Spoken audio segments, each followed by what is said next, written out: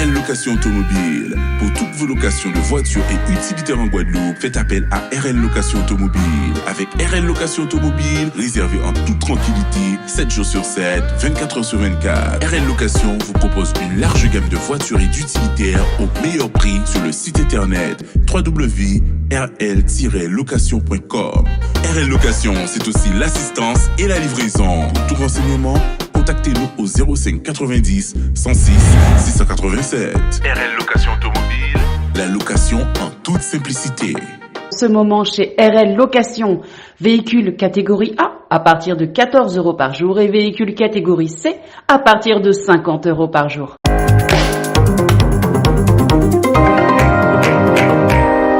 Bonjour, dimanche 7 mai 2023, avis aux habitants pour la 13e édition de la route de l'artisanat en aparté avec les Folies Fondas de la commune. Et on en profite pour faire et rendre hommage à Lucien Sabin qui nous a quittés au mois de mars 2023 et qui était toujours présent avec ses plantes médicinales. On va en profiter pour voir certains artisans. On va commencer dans un premier temps à discuter un peu avec l'une des représentantes de l'organisation de la route de l'artisanat. Ambroise Jérémy Esther, trésorier de l'association Alternative 119. Oui. Bonjour. Bonjour. Alors, on reprend en force avec la route de l'artisanat après 2 ans, je crois. Oui, on reprend en force, mais l'année dernière, on avait déjà repris. On avait déjà repris l'année dernière et on a repris en force. Et là, on montre un créneau là. Là, on est crescendo là en ce moment. Voilà. Combien Alors cette année, 104 artisans. L'année dernière, on en avait 106. D'accord. Et on voit ce que ça produit quand même. Hein. La Guadeloupe, il y a du talent. Oui, en Guadeloupe, il y a beaucoup de talent et vous n'avez encore rien vu parce qu'il y a d'autres personnes qu'on n'a pas pu prendre puisque c'est vrai que la logistique ne nous permet pas. Beaucoup de transformation. Oui, de la grosse transformation. Nous avons aujourd'hui sur le stand de la route d'artisanat du fromage au coco pays. Au coco pays. Oui. Nous avons des douceurs faites avec nos fruits locaux. Nous avons toutes sortes avec des pois de bois, avec du cactus, avec tout. En fin de compte, maintenant, tous nos produits, on peut les transformer en sucré, en salé et même de la farine. Il y avait du pain à la courge. Il y avait toutes sortes de pains aujourd'hui. La route de l'artisanat permet beaucoup de valorisation. Oui, c'est surtout la valorisation de nos artisans locaux et aussi nos artisans abyssois pour pouvoir mettre en valeur le savoir-faire de ces personnes. Parce que nous avons aussi, il y a Madame Deschamps, c'est vrai que c'est une jeune de vieux habitants, une abyssoise, et qui a, en fin de compte, elle s'est remise au travail et elle s'est mise à l'agro-transformation. Et moi, je tire un coup de chapeau à Madame Josette Deschamps. Justement, c'est une très longue période pour préparer tout ça. C'est beaucoup de travail. Oui, c'est beaucoup de travail, mais nous sommes une équipe. Nous avons des bénévoles. Et c'est vrai qu'aussitôt qu'on termine cette route de l'artisanat, on réfléchit à l'année prochaine. Moi, je peux vous dire félicitations. Franchement, ravi de voir ce qui est présenté ici à vos habitants aujourd'hui. Mais en vous-même, en prenant du recul, ça représente quoi pour vous, la route de l'artisanat? La route de l'artisanat représente le savoir-faire des Guadeloupéens, le savoir-faire, en fin de compte, des Guadeloupéens, des Abyssois, en fin de compte, nos savoir-faire à nous, parce que c'est vrai que trop souvent, on part pour aller acheter à l'extérieur, tandis que nous, on sait faire ici. Alors, ce que moi, je conseille quand même aux Guadeloupéens, c'est de se nourrir de ce que nous savons faire et de prendre exemple sur cette manifestation et de ne pas hésiter à venir nous voir l'année prochaine, parce que nos inscriptions se commencent en janvier 2024. D'accord. Donc, on peut dire aujourd'hui de cette belle réussite que les matières premières, c'est parce qu'il manque en Guadeloupe. Ah non, les matières premières ne manquent pas du tout en Guadeloupe. Au contraire. Par contre, ce qui manque peut-être, c'est la volonté de faire. Et surtout, la volonté de faire, mais l'accompagnement aussi pour ces artisans. Parce que c'est vrai que ça demande quand même du matériel, ça demande beaucoup de temps. Et c'est vrai que je ne sais pas s'ils sont trop accompagnés, mais c'est vrai. Mais là, c'est l'accompagnement. exactement. Et on voulait remercier quand même, parce qu'on a eu des partenaires. On travaille avec la MFR, c'est notre partenaire, et aussi d'autres entreprises qui nous ont aidés. Donc, vous avez un grand message pour vos habitants et la Guadeloupe? Écoutez, nous allons continuer le travail pour les Abyssois, comme toujours. Nous allons continuer le travail pour la Guadeloupe et pour nous. Il faut nous travailler pour nous aussi. Alors, on peut te souhaiter bon vent à Alternative 119 en sachant les connaissances qui a été entrepris par cette association. On vous félicite franchement parce qu'on sait ce que ça représente quand même pour les jeunes en plus. Donc, bon vent, Esther, et que les choses continuent comme ça. Merci beaucoup, merci pour le bon vent. Nous avons qu'à voyager et nous allons voyager loin tout bonnement. Merci à vous. Madame Denon, bonjour. Vous travaillez les produits recyclés, on voit que vous faites des belles choses. Dites-nous un peu comment vous avez venu l'idée et qu'est-ce qui vous inspire? C'est suite à ma formation que j'ai passée en 2018 qui était sur le recyclage. Alors, et après, on a eu la pandémie, du coup, je suis restée dedans et puis depuis, je fais mon petit bonhomme de chemin. Et comment les gens réagissent quand ils voient ce que vous faites? Ils trouvent que c'est original, que c'est bien pensé, vu la conjoncture actuellement. Et puis, je fais aussi du sur-mesure. Alors, des fois, on a des idées. C'est gagnant-gagnant. D'accord. Vous dites que vous faites sur-mesure, donc les gens vous commandent des choses? Oui, personnalisables. Personnalisables, voilà, oui. C'est ça. Ouais. Tout à fait. Et pour ça vous? peut être un cache-pot et puis à 4 pointes, on me demande 8 pointes. D'accord. D'accord. Oui. Et c'est une grande satisfaction pour vous? Oui. Alors, c'est un travail à plein temps ou c'est juste un hobby? Un hobby pour le moment. D'accord. Ok. Eh bien, merci, on vous souhaite bonne continuation. Merci à vous. Bonjour. Votre présence à la route de l'artisanat, dites-moi quelques mots. Qu'est-ce que ça vous apporte? Qu'est-ce que ça apporte, ce que vous faites? Comment vous venez pour valoriser tout ça? Eh bien, ça nous apporte beaucoup parce que c'est l'occasion pour nous de faire connaître notre entreprise qui a pour but de faire, de valoriser en tout cas le cacao de Guadeloupe et surtout le fait qu'on le travaille sur toutes les formes, en toutes sauces comme on dit chez nous. Donc on a des cosmétiques enrichis en beurre de cacao, on a le chocolat chaud traditionnel, les bâtons de cacao, le sirop de cacao, les liqueurs de cacao qui sont super et les fondants au cacao. Voilà, donc on a pas mal de produits à découvrir, les fèves enrobées, tout ça.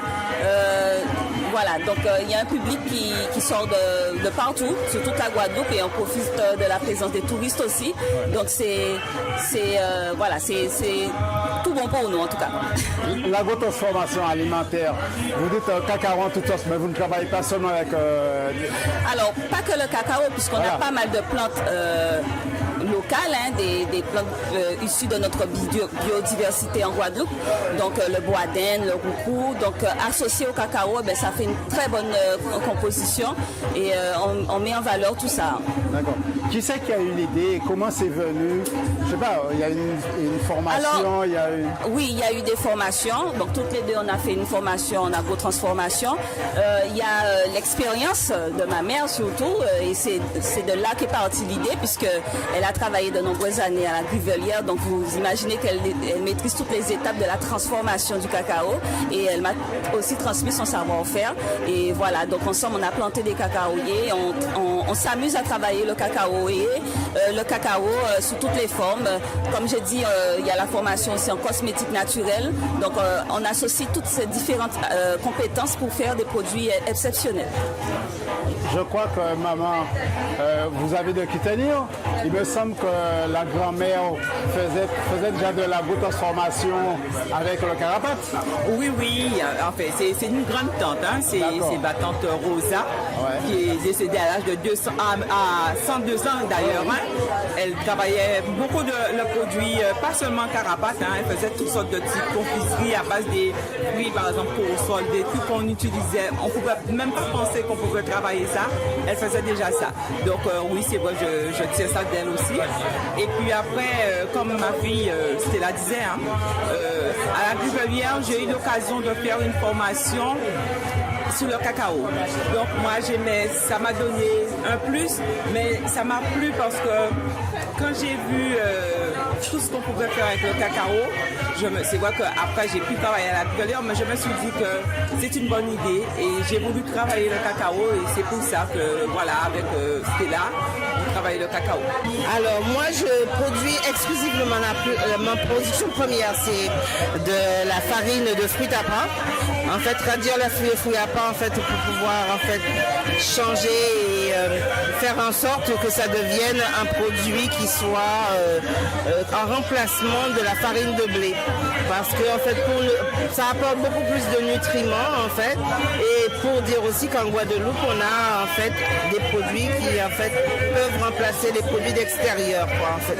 Et, donc, vous avez une petite production familiale ou... Moi, je pousse à l'entrepreneuriat, en fait, à grandir, en fait, à plus grande échelle. Et je fais pour l'instant. Pour l'instant, je n'ai pas de partenaire direct, quoi, en fait, mais là, c'est pour parler, quoi, en fait. D'accord. Alors, on fait la farine de banane, on fait la farine de banane photo, qui sont deux bananes différentes. D'accord. Et en fait, qui ont des propriétés différentes, quoi, en fait. Alors, on produit aussi le curcuma. On travaille le curcuma pour que ça soit en fait à même à être utilisé aussi en cuisine dans notre cuisine au lieu de mélanger avec quoi que ce soit, quoi. Donc vous profitez de l'occasion pour faire appel à certains investisseurs qui voudraient bien vous apporter de l'aide pour faire avancer les choses. Pourquoi pas? Voilà. Alors, on vous souhaite une bonne continuation. Merci. C'est très bien ce que vous faites. Alors je voulais juste parler d'un truc qui est très important. C'est que nous ici on produit cette vanille là qui est très rare et c'est qu'en Guadeloupe qu'on trouve cette vanille. Ce n'est qu'en Guadeloupe qu'on trouve cette vanille là. C'est la vanille pompona. On l'appelle vanillon, mais en fait c'est une vanille qui en fait mérite qu'on la reconnaisse au niveau en fait de voilà. Merci, ben, le message est passé alors. Voilà. Merci de votre accueil. Merci à vous. M. Racine, Monsieur Sandokan, oui, très original je trouve. Fromage et beurre de coco. Oui, fromage et beurre de coco. Dites-nous. Alors donc, moi, à Casson à Ital, donc on coupe coco tous les jours. Donc chaque fois qu'on coupe coco là, il y a une façon différente. Ouais? Donc, à quoi que c'est l'aide ça qu'a fait. Donc on a dit, mais pourquoi il pas faire fromage et beurre? Parce qu'amande là, nous avons fait aussi. Donc on a essayé et on prend 5 ans pour pouvoir réaliser le projet là ça. Donc premier fromage à faire c'est Roquefort. Sans zèbre, sans rien, coco là. Donc après ça, on fait des différents fromages jusqu'à temps qu'on fait une vingtaine à présent. Donc tout ça qui a existé comme fromage animal, on a fait avec coco là. Donc en train de faire un laboratoire pour nous faire ça goûter tout ça. Donc pour l'instant, on a beurre au coco, fromage au coco et on a fait pain avec charbon à coco là. Donc charbon à coco là, il est actif. Il peut nettoyer de l'eau là, en même temps. Et puis charbon là, nous avons fait pain éveil. Donc il est actif. Il a occupé de 8 mètres intestins à corps. Donc son un ligament.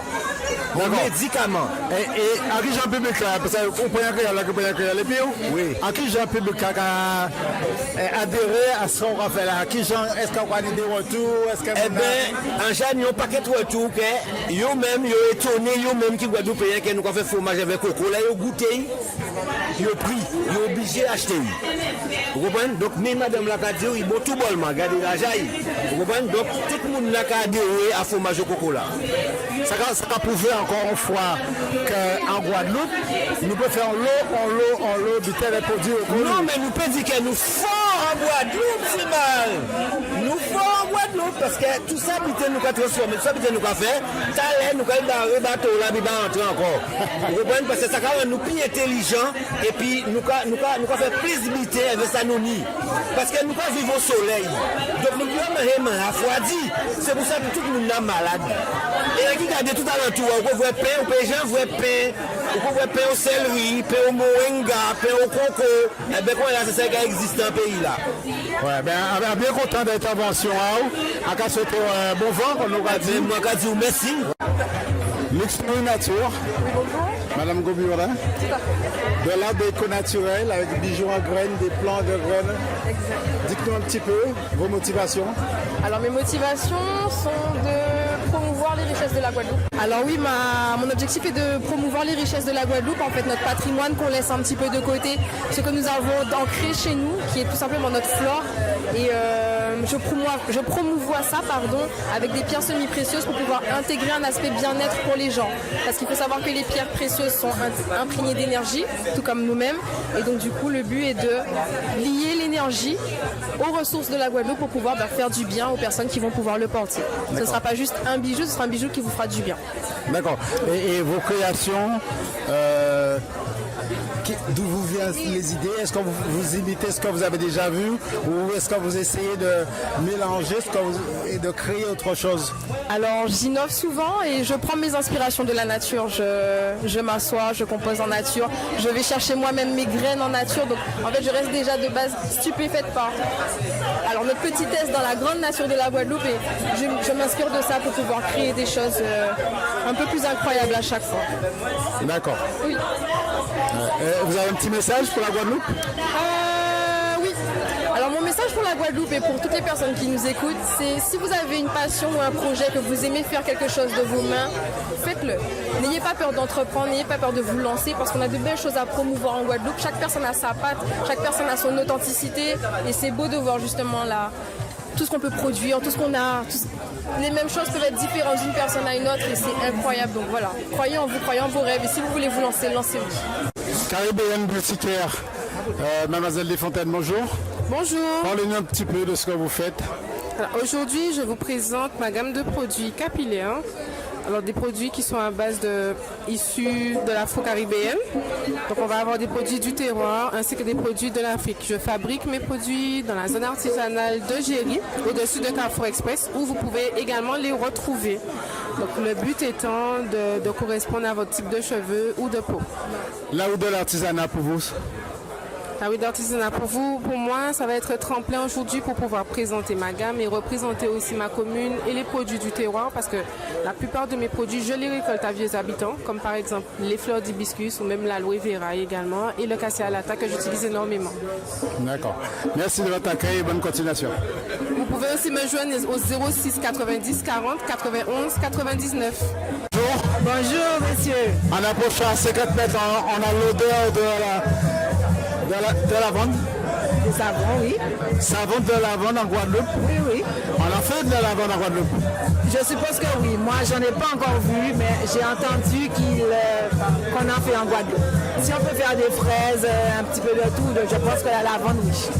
Parle-nous un peu de ta transformation, du moins. Alors, aujourd'hui, moi, je propose des savons à base de produits naturels. J'ai des savons à base de gros thym, de la lavande. Bon, c'est vrai qu'il n'y en a pas ici, hein, mais déjà la base, c'est fait main.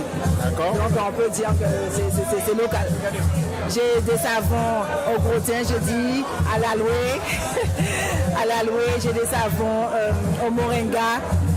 Donc l'idée m'est venue parce qu'en fait j'aime mes produits locaux, j'aime les savons, j'aime les choses qui sentent bon. Et je me suis dit pourquoi pas ne pas en faire quoi, ne pas en faire. Parce qu'à la maison j'ai une collection de savons. Des savons d'une dizaine d'années, tellement ils sont beaux, je ne les utilise pas. Oui, c'est vrai. Donc j'ai décidé d'en faire et d'en proposer un petit peu au public. C'est ma première exposition en vendant du savon. Je suis artisanat, je fais un petit peu de tout, pâte de cacao, huile de coco, j'ai fait des colliers. Donc et là je me suis un petit peu arrêtée vraiment sur les savons. En fait, c'est ton baptême aujourd'hui de la haut de l'artisanat. C'est ça. Oui. Comment t'es arrivé là? Ben, comme je dis, hein, j'ai toujours fait un petit peu d'artisanat. Toujours. Depuis quelques temps, vraiment, mes produits m'interpellent. On a tout ce qu'il faut ici. Et quand je regarde dans les magasins, je vois savon à ça, savon ci, savon ça. Je me suis dit, pourquoi pas ne pas faire les produits de chez nous, quoi. Boisdaine, romarin, beauté, tout ce qu'on a. Et donc, je me suis assise un jour et j'ai préparé un macérat d'huile. Parce que les savons, il faut faire un macérat d'abord. Cécile Lovely Crochet. Tout à fait, c'est moi. Bonjour. Bonjour. Alors présente-nous un petit peu ce que tu fais parce qu'on va des belles choses pour les dames, mais il n'y a rien pour les hommes. Non, parce que pour les hommes, c'est sur mesure. Hein. On doit prendre les mesures, les couleurs, c'est au choix. Alors, même pour les femmes. Alors parle-nous un petit peu de ce que tu fais. Crochet surtout. Je fais du crochet. Je fais du crochet, je fais des chapeaux, des chapeaux, je fais des hauts, je fais des maillots de bain, des crop tops, des sacs. Je fais énormément de sacs, de tous les modèles, uniques, et c'est à la demande. Voilà, je suis toute nouvelle ici en Guadeloupe. Voilà, ça fait pas longtemps que je suis arrivée de la métropole. D'accord, tu es de Vieux Habitants alors? Et je suis de Vieux Habitants. Eh bien, enchanté. Dites-moi, la route de l'artisanat, ça représente quoi pour vous? Pour moi, ça représente un tremplin, puisque c'est la première fois que je présente ce que je fais. Donc, un tremplin. Vous avez déjà une petite idée de la réception, de l'accueil des gens pour vos produits? Ils sont très réceptifs, ils aiment beaucoup, ils reconnaissent la qualité. Et donc, je pense que j'aurai de bons retours. En tout cas, je l'espère. D'accord. Eh bien, très bien, je vous souhaite un bon vent. Merci. Et bonne continuation. Merci beaucoup. Et merci de votre accueil en plus. Merci beaucoup. Naturel DS, bonjour. Bonjour. Vous nous présentez un petit peu ce que vous faites Bien sûr, avec grand plaisir. Donc en fait, les produits que je réalise sont 100% naturels et faits à base de ce que nous avons localement. C'est-à-dire du moringa, du dattier, de l'ortie, carambole, de l'aloe. Voilà. Donc ça se présente sous forme de baume. Vous avez du baume d'ortie, baume d'aloe, baume de moringa, baume de dattier. Vous avez également des huiles végétales, donc pour l'hydratation, le carambole, l'aloe. Je fais également des huiles d'ortie pour faire pousser les cheveux et des bijoux pour pouvoir sublimer les cheveux de messieurs, de mesdames et également des bijoux. Voilà. Pour les produits capillaires, oui. Vous avez un dosage bien précis ou vous faites... Oui, c'est un dosage bien précis que j'ai. Bien sûr, on ne peut pas jouer avec ça, c'est quand même chimique. Il faut respecter des dosages et surtout des normes de sécurité et d'hygiène. D'accord. Vous êtes un petit producteur? C'est une petite production. D'accord, une petite production. Artisanale. Et familiale, je suppose. Exactement, c'est bien ça. Et la route de l'artisanat, ça représente quoi pour vous? La route de l'artisanat, pour moi, ça représente la mise en valeur de notre culture, de ce dont on est capable, de notre patrimoine. Et surtout, comment je peux dire ça, l'opportunité pour nous de pouvoir présenter à tout le monde nos créations. Voilà, c'est un tremplin. Ouais.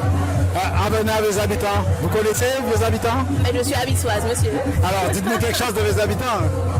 Écoutez, ça faisait déjà 16 ans que j'étais partie. Ah, d'accord. Donc, je suis fière et contente d'être là aujourd'hui. Ça fait quasiment un an que je suis revenue. Et pour pouvoir valoriser, en fait, notre patrimoine et tout ce qu'on a chez nous. Parce que nous, on le belle vite même. Ah, félicitations. Félicitations. Et bonne continuation. Merci beaucoup.